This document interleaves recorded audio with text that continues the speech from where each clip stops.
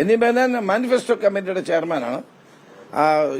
UDF-ന്റെ list വൈകാതെ seat വിഭജനം പൂർത്തിയാവും. കോൺഗ്രസിന്റെ ലിസ്റ്റ് വൈകാതെ പുറത്തു വരും. അതിനു വേണ്ടിയിട്ടുള്ള നടപടികളുമായിട്ടാണ് ഞങ്ങൾ മുന്നോട്ട് പോകുന്നത്. വലിയൊരു ഉത്തരവാദിത്തമാണല്ലോ തിരഞ്ഞെടുപ്പ് കമ്മിറ്റിയിലെ ചെയർമാൻ എന്നൊക്കെ പറയുന്നത്. എങ്ങനെയുണ്ട് നിലവിലെ ഒരു സാഹചര്യം? വളരെ നല്ല സാഹചര്യമാണ്. UDF അധികാരത്തിലേക്ക് തിരികെ വരികയാണ്. 10 വർഷത്തെ ഭരണം ജനങ്ങൾക്ക് മടുത്തിരിക്കുന്നു. ജനങ്ങൾക്കൊരു മടുപ്പാണ്. അതിന്റെ പ്രതിഫലനമാണ് പഞ്ചായത്ത് തെരഞ്ഞെടുപ്പിൽ കണ്ടത്. വൻ ഭൂരിപക്ഷത്തോടെ UDF അധികാരത്തിൽ വരാൻ പോകുന്നു എന്ന ഒരു രാഷ്ട്രീയ അന്തരീക്ഷമാണ് കേരളത്തിലുള്ളത്.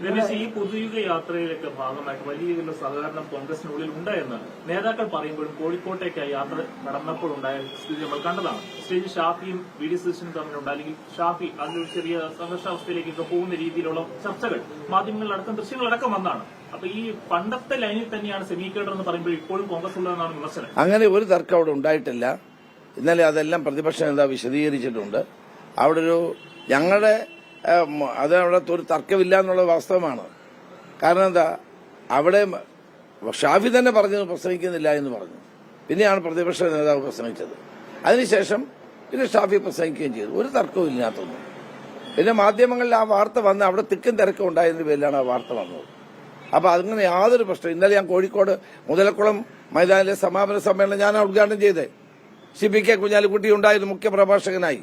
മറ്റ് നേതാക്കന്മാരെല്ലാം ഉണ്ടായിരുന്നു. ഒരു തർക്കവും അവിടെയെങ്ങുമില്ല. അഭൂതപൂർവമായ ജനക്കൂട്ടമാണ് VD സതീശന്റെ യാത്രയിൽ കാണാൻ കഴിയുന്നത്.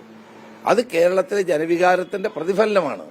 ഒരു രാഷ്ട്രീയ മാറ്റത്തിന്റെ സൂചനയാണ് നമുക്കവിടെ കാണാൻ സാധിക്കുന്നത്. LDF മൂന്നാമത്തെ ഭരണം മുന്നോട്ട് വെക്കുന്ന ഒരു അജണ്ടയാണ് മുന്നോട്ട് വെക്കുന്നത്. UDF എന്ത് അജണ്ട മുന്നോട്ട് വെച്ചാണ് ഈ തെരഞ്ഞെടുപ്പിനെ നേരിടാനായിട്ട് പോകുന്നത്? ഒരു പുതിയ കേരളത്തിന്റെ നിർമ്മിതിയാണ്. കേരളത്തെ വീണ്ടെടുക്കാൻ വേണ്ടിയാണ്.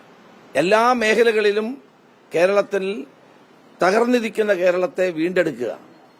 ഇവിടെ ആരോഗ്യരംഗം തകർന്നു, വിദ്യാഭ്യാസ മേഖല തകർന്നു, തൊഴിലില്ലാത്ത ഫസ്റ്റ് റാങ്ക് കിട്ടുന്ന PSCയിൽ ഫസ്റ്റ് റാങ്ക് കിട്ടുന്ന കുട്ടിക്ക് പോലും നിയമനം കിട്ടുന്നില്ല. PSC റാങ്ക് ലിസ്റ്റിൽപ്പെട്ടവർക്ക് നിയമനം കിട്ടുന്നില്ല. എല്ലാം പിൻവാതിൽ നിയമനമാണ്. അവരെ ഇപ്പൊ സ്ഥിരപ്പെടുത്താൻ ആലോചിക്കുകയാണ് മൊത്തം ആളുകളെയും. അപ്പൊ ഇങ്ങനെ ജനങ്ങളെയും പ്രത്യേകിച്ച് ചെറുപ്പക്കാരെയും വഞ്ചിച്ച ഈ സർക്കാരിന്റെ കയ്യിൽ നിന്ന് കേരളത്തെ മോചിപ്പിക്കുക, കേരളത്തിന് വൻ വികസനം സാധ്യമാക്കുക, കേരളത്തിൽ കൂടുതൽ ഇൻവെസ്റ്റ്മെന്റുകൾ കൊണ്ടുവരിക, ഫോറിൻ ഡയറക്ട് ഇൻവെസ്റ്റ്മെന്റും പ്രൈവറ്റ് ഇൻവെസ്റ്റ്മെന്റും കൊണ്ടുവരിക, കൂടുതൽ സ്ഥാപനങ്ങൾ ആരംഭിക്കുക, തൊഴിലിന് അവസരം കൊടുക്കുക. വിദ്യാഭ്യാസ രംഗത്ത് നമ്മുടെ തകർച്ച കാരണമല്ലേ കുട്ടികൾ വിദേശത്തേക്ക് പോകുന്നത്, കുട്ടികൾ കേരളത്തിൽ നിൽക്കാത്തത്? കേരളം ഒരു ഓൾഡ് ഏജ് ഹോമായി മാറുന്നത് അതുകൊണ്ടല്ലേ? അപ്പൊ ആ കുട്ടികൾക്ക് ഇവിടെ പഠിക്കാനും അന്താരാഷ്ട്ര നിലവാരമുള്ള പഠന അവസരം കൊടുക്കാനും ഇവിടെ തന്നെ ജോലി കിട്ടാനും മാന്യമായ ശമ്പളം കിട്ടാനുമുള്ള സാഹചര്യം ഉണ്ടാക്കുക തുടങ്ങിയിട്ടുള്ള വൻ പദ്ധതികളാണ് UDF-ന് ജനങ്ങളുടെ മുമ്പിൽ വെക്കാൻ. വിദ്യാഭ്യാസ മേഖല തകർന്നു പറയുമ്പോൾ പാഠപുസ്തക വിതരണം അടുത്ത വർഷത്തേക്കുള്ള ഇന്നലെ തന്നെ കഴിഞ്ഞ ദിവസം ആരംഭിച്ചിട്ടുണ്ട്.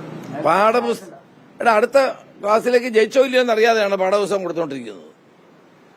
8ാം ക്ലാസ്സിലെ വിദ്യാർത്ഥി 9ാം ക്ലാസ്സിലേക്ക് ജയിച്ചെന്ന് തീരുമാനിച്ചിട്ടില്ലല്ലോ. അതെങ്ങനെയാണ് തീരുമാനിക്കുന്നത്? ശിവൻകുട്ടിയാണോ തീരുമാനിക്കുന്നത്? പരീക്ഷ പേപ്പർ നോക്കണ്ടേ അവരെ? 10ലെ കുട്ടി ജയിച്ചല്ലേ 11 പോകാൻ പറ്റുമോ? അവർക്ക് 10ലെ പുസ്തകം കൊടുത്തിട്ട് കാര്യമുണ്ടോ?